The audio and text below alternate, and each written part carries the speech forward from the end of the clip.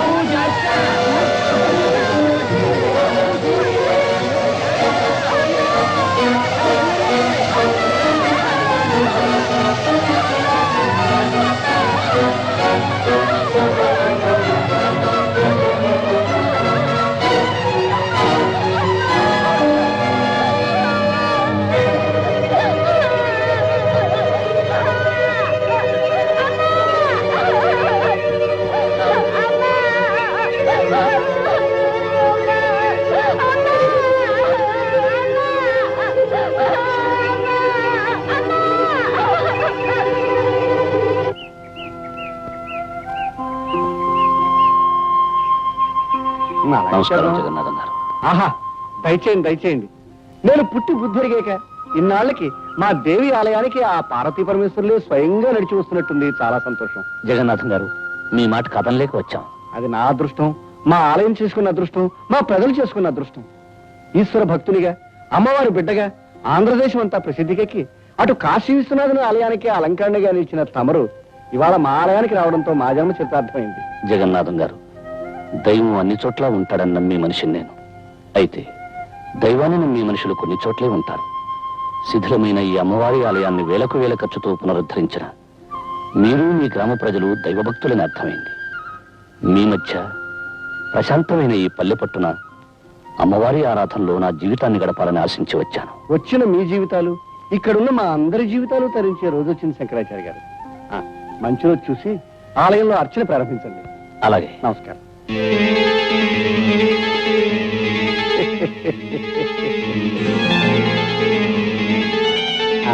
మీకు ప్రత్యేకమైన వస్తు ఏర్పాటు చేయించాను. అలాగే జగన్నాథ్, తీసుకోండి. అయ్యా, తమరి దృష్టి ఆ దుర్గాదేవి మీదనే.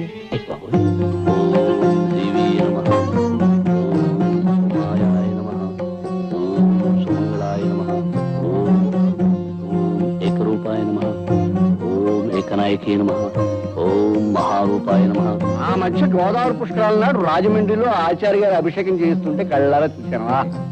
ఏం శోభ, ఏం తేజస్సు, ఎంత ఆకర్షణ. అప్పటి నుంచి నా మనసు వారి మీదే లగ్నమై ఉంది. ఏనాటికైనా వారిని మన ఊరు తీసుకురావాలనుకున్నాను, తీసుకొచ్చాను. తమ చూపు కడితే వదలరుగా. నిజంగా మన ఊరికి తమరు మహోపకారం చేశారండి. అప్పుడే ఎక్కడ, ఇంకా చాలా చేయదలుచుకున్నారు ఆయన. ఒక్కొక్కరికి ప్రత్యేకంగా చేస్తారు, చూస్తూ ఉండండి. పంతులు, మరీ ఎక్కువగా పొగిడేకయ్యా.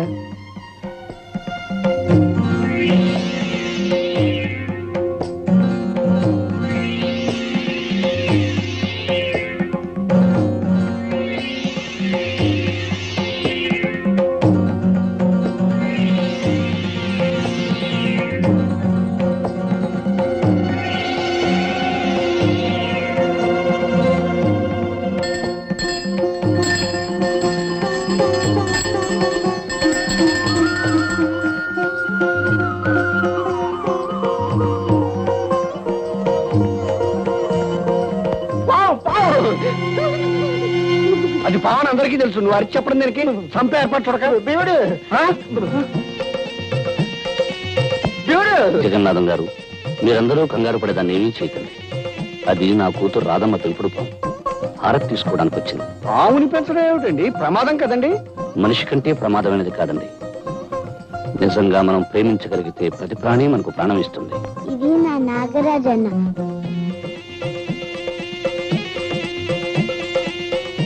అందరూ దండం పెట్టండి. పెడతాం తల్లి, పెడతాం. కానీ పావును దూరంగా పెట్టు. రేపు పంతులు ముందు అన్నం పెట్టవయ్యా. ఆచార్య గారు, మీ పాపతో పావుకి స్నేహం ఉన్నా దాన్ని నలుగురు మధ్య ఉంచడం మంచిది కాదండి. ఎందుకని అడగండి. అడగడం దేనికి? అది కాటేస్తే చచ్చి ఊరుకుంటాం కనుక. కనుక దాన్ని ఏ పుట్టలో వదిలేయమని ఆ చెప్పండి. విషయం మేము ఆలోచిస్తాం. రామారాధా, భయపడకండి. సూరిబాబు ఏం చేస్తున్నారు నాన్న? నాగన్నకి పాలు పోస్తున్నా. అలాగా. అమ్మా రాధా, నేను మాట చెప్తాను, వింటావా తల్లి? ఏవి నాన్న? రేపు మన నాగన్నని తీసుకెళ్లి పుట్టలో విడిచిపెడదామా? ఆహా, నేను ఒప్పుకోను. నువ్వు చెప్పిన ప్రతి మాట విన్నాను. ఆఖరికి దేవుడికి ఎందుకు ఇచ్చామంటే ఇచ్చేసాను. కానీ నా ఇష్టమైన నాన్న మటుకు పుట్లో వెళ్ళమంటే నీ వదలను. అది కాదమ్మా, నీ జుట్టు దేవుడికి ఇచ్చావు, పుణ్యం వస్తుంది. అలాగే మన నాగన్ని పుట్టలో విడిచిపెట్టావనుకో, ఇంకా పుణ్యం వస్తుంది. నాకు పుణ్యం వద్దు, ఏం వద్దు. నాకు నాగన్నే కావాలి. చూడమ్మా రాధ, పక్షులు గోళల్లో ఉండాలి, పులులు అడవుల్లో ఉండాలి, పాములు పుట్టల్లో ఉండాలి. అప్పుడే అవి స్వతంత్రంగా హాయిగా ఉంటాయి. పెంపకం పేరుతో వాటి స్థానాల్లోంచి తీసుకురావడం పాపమమ్మా. ఇది మామూలు పాము కాదు, నాకు నాగరాజన్న. అందుకని నువ్వు భయపడకపోవచ్చు, కానీ ప్రతి వాళ్ళు భయపడతారు. ఆ భయంతోనే మన నాగరాజుకి ఏదైనా ప్రమాదం కలగచ్చు. నిన్న చూడు, జగన్నాథం గారంతటి పెద్ద మనిషి భయపడ్డాడు. నిజంగా ఆయన పాము కంటే ప్రమాదకరమైన మనిషిలా ఉన్నాడు నాన్న.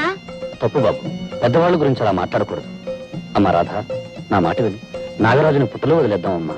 అవునమ్మా రాధ, పుట్టలో ఉంచినా ప్రతిరోజు వెళ్లి చూసి పాలు పోసి రావచ్చు. పైగా రేపు నాగపంచమి అంటే నాగరాజు పండగన్నమాట. పండగ రోజు తన ఇంట్లో వదిలేస్తే నాగన్న ఎంత సంతోషిస్తాడో తెలుసా? సరే అయితే. నమస్కారం శంకరాచార్య గారు. నమస్కారం జగన్నాథం గారు. రండి రండి, కూర్చోండి. తమరిని ఒక సహాయం అడగాలని వచ్చాను. సహాయం అయితే అడగక్కర్లేదు, చెప్పి చేయించుకోవచ్చు. ఏమీ లేదు. మోదుగులపాలెంలో మా మిత్రుడు పెళ్లి, దాన్ని మహానుభావులైన తమరి చేతి మీదుగా జరిపించాలని నా అభిలాష. కనుక తమరు కాదనకుండా సాయంకాలం వెళ్ళి ఆ శుభకార్యం జరిపించి రావాలి. దైవ కార్యం తర్వాత మహత్కార్యం పెళ్లి జరిపించడమే. ఇద్దరు మనుషుల్ని కలిపి దీవించడానికి అభ్యంతరమే ఉంది. తప్పకుండా వెళ్తాను. కానీ ఏమిటో చెప్పండి. సాయంకాలం అమ్మవారి పూజ జరపడం. నాందే ఉంది. ఈ ఒక్క రాత్రికి మీ అబ్బాయి చూసుకుంటాడు. అవునన్నా, అమ్మవారి పూజ చేయటం నాకు వచ్చుగా. ఆ తండ్రికి తగ్గ కొడుకు. అలాగే జగన్నాథం గారు, నాకేం అభ్యంతరం లేదు, నేను వెళ్తాను. అయితే సాయంకాలం బండి పంపిస్తాను. తమరు ఆ బండిలోనే ఉదయం తిరిగి రావచ్చు. ఆ. మరి వెళ్తానా? ఇప్పుడు ఎందుకండి? మొదటిసారిగా మా ఇంటికి వచ్చారు, తీసుకోండి. తీసుకోండి.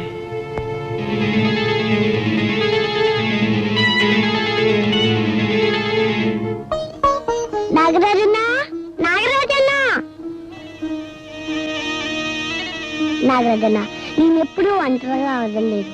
నువ్వు పుట్ల నుంచి బయటకు వస్తే ఎవరైనా ఏమైనా చేయొచ్చు. కనుక నీ పిలిచినప్పుడు తప్ప నువ్వు బయటికి రాకూడదు. సరేనా? ఒట్టే.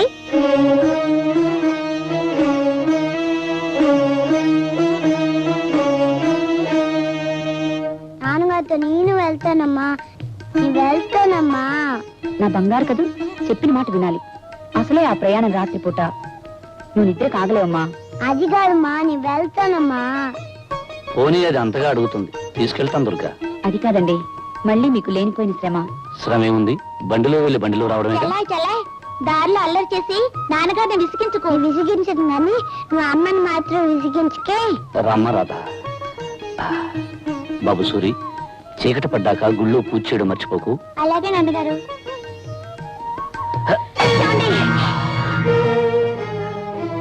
ఏం పర్వాలేదు, జాగ్రత్త. పదమ్మా.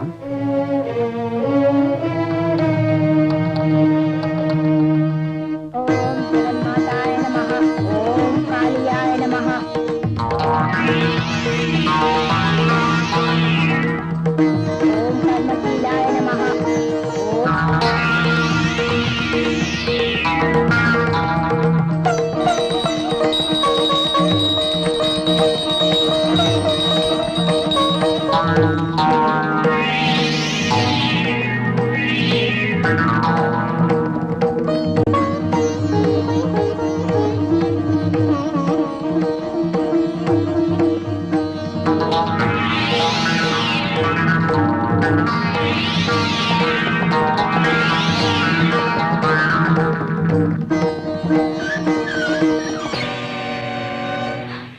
జగన్నాథం గారు. అవును, జగమెరిగిన నాథుణ్ణి, జగన్నాథం.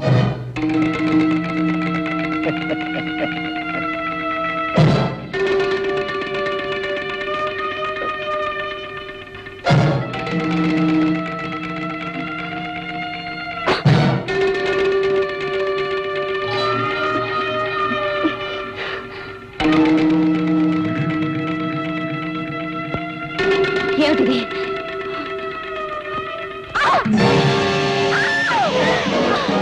పిలిచినప్పుడు తప్ప నువ్వు బయటికి రాకూడదు, సరేనా? ఒట్టే పిలిచినప్పుడు తప్ప నువ్వు బయటికి రాకూడదు.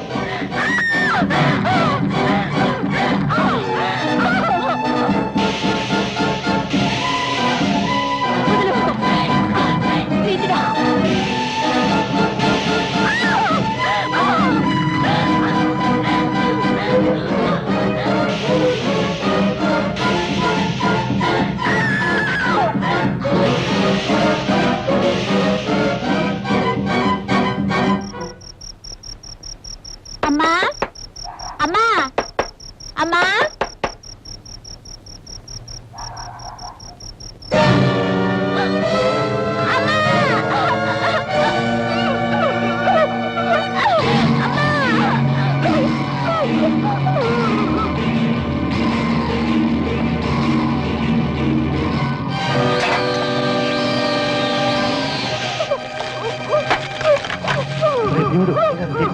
గుర్తుపెట్టాడు, ఎందుకంటే వీడిని మంటలో లాగేయకు.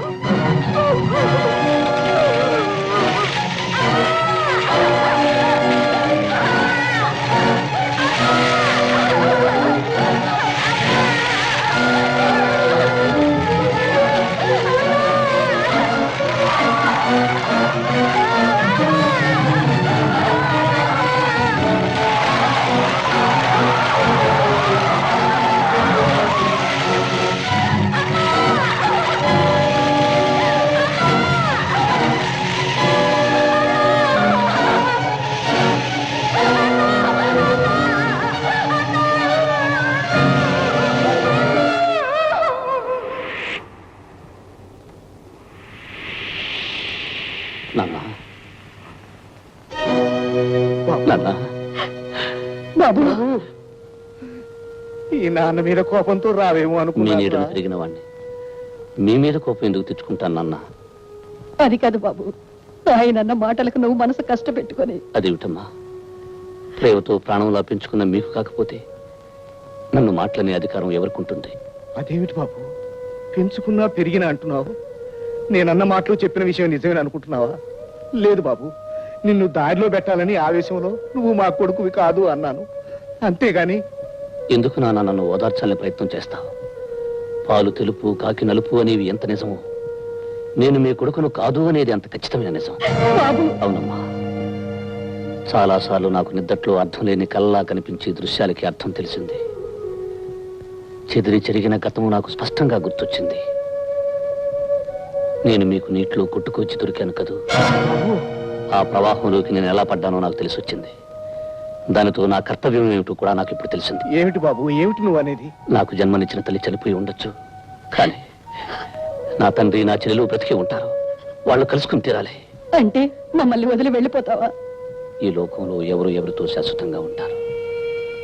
జన్మ ఇచ్చిన కన్నవాళ్ళని వదిలి కట్టుకున్న వాడితో కలిసి వెళ్ళిపోతుంది ఆడపిల్ల. 9 నెలలు మోసి కని పెంచిన తల్లిని వదిలి తన దారిని తన భార్యతో వెళ్ళిపోతాడు మగపిల్లవాడు.